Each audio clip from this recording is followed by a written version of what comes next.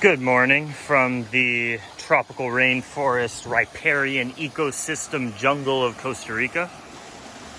I'm at my personal little watering hole stream just below my land where me and my children are enjoying this morning, connecting to nature, moving our bodies.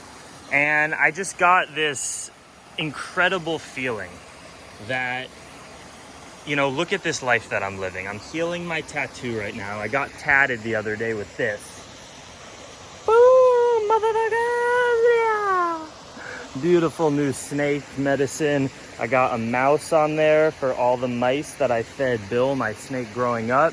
And it's not done. We're gonna have sacred geometry. We're gonna have crickets jumping around because I fed a lot of crickets to my animals growing up before I knew about animal rights and my ethics. I was a young little child figuring it all out. Maggie, you want a stick? Hey, whoa, Maggie. And I just had this moment walking here with my doggies, with my children in the morning, healing my tattoo, breathing this fresh air. I spent the morning brewing kombucha and making flax crackers, drinking organic local coffee. It's been beautiful. I can't do a big yoga practice right now because I'm healing the tattoo, so I can't do like any heart openers because it'll ruin the healing. So I need like 1 week of relaxing. And I just realized, I always realize this, but it hits me in moments how I love my life so much, and I'm so grateful for the life that I've created and am still creating, from bike life to YouTube life to Costa Rica permaculture life. And I realized that most of the things in my life that I value and I'm so grateful that I've had the experience to do have been things that I had to go against the grain and not listen to my teachers and parents and grandparents in order to follow through with. For instance, since the first tattoo I got, my parents, grandparents, teachers have been saying, "Don't do that. Please don't do it. It makes us uncomfortable what you do with your body. You're going to regret it. What's going to happen when you try to get a job?" All right. So first off, I love my tattoos. They're beautiful. They inspire me. They inspire other people. And the only reason that I can have those now is because I didn't listen to the haters in the fear mentality. That's number one. Second, my whole family lives in Los Angeles and are connected to a similar industry. I went to the same highly academic private schools that I'm sure I wanted to go to when I was younger too, but I didn't know any better. I'm grateful for the education I have, but the system that I was raised in, the path to grow food in Costa Rica was not the path. My parents envisioned getting a job and having a good job because I'm privileged, so you make a lot of money because you're educated. And that never served me. I never liked studying things that I didn't care about, and having tests and pressure around academic shit never connected with me. I just wanted to learn the shit that I like to learn and do the best of my ability and just move on and keep enjoying and living life.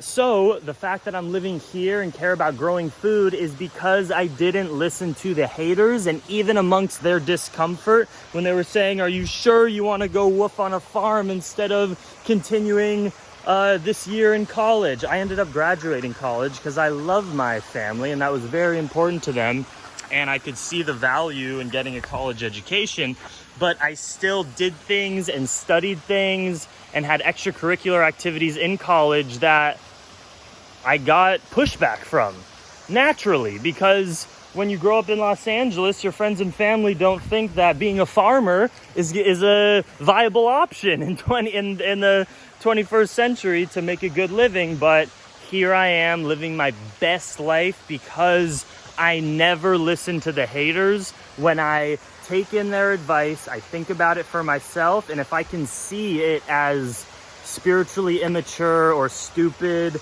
advice that doesn't serve me, it just serves their comfort, I say bye-bye with it, and I'm very sorry that you're in that paradigm of fear, and I just keep living my life. You should have seen And this is not a video dig about my parents. I love my parents. I'm just using it as a metaphor because I'm just being honest from the heart in this moment on my hike this morning.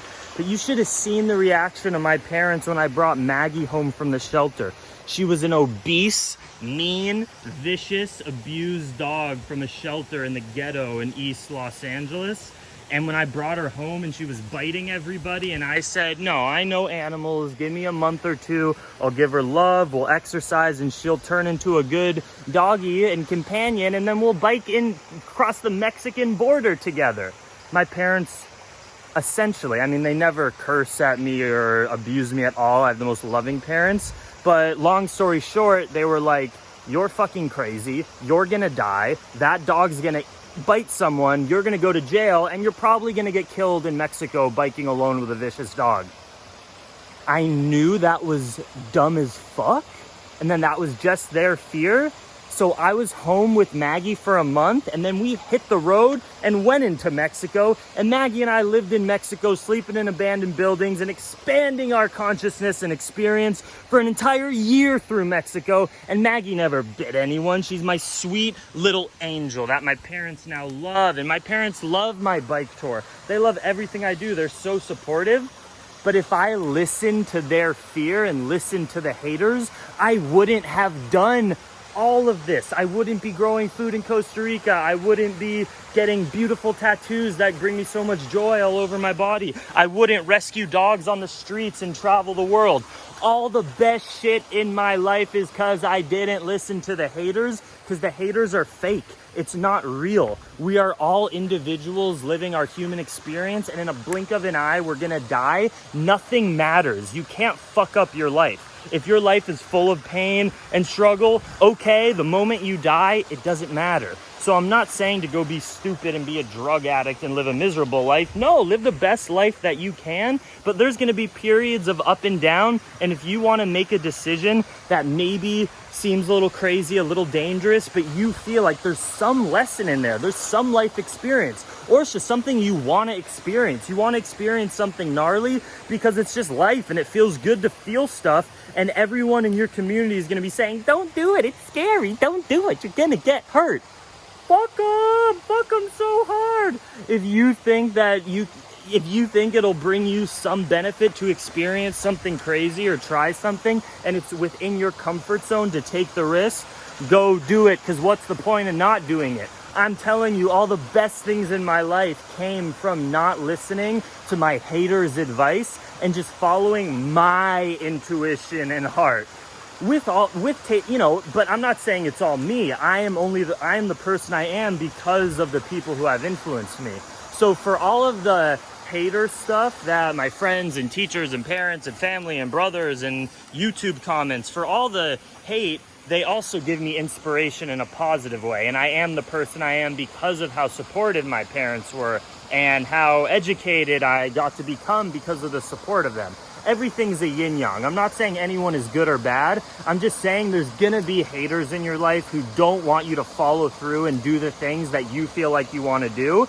And I'm saying you gotta go do them, and you have to not lose any sleep over it, because when your haters see that you're living your best life, they're gonna come around and say, hey, I'm sorry, I actually realized you were right about that, and they're gonna respect you for it. And that's been my experience with my parents and friends and family. I do crazy shit that is comfortable for me. They see that I succeed at it, and then they're like, huh, pretty dope. I wish I had the confidence to do that. So here's your inspiration to fuck the haters, to love your haters. Just don't get emotionally impacted by them, because they're silly. They're pathetic.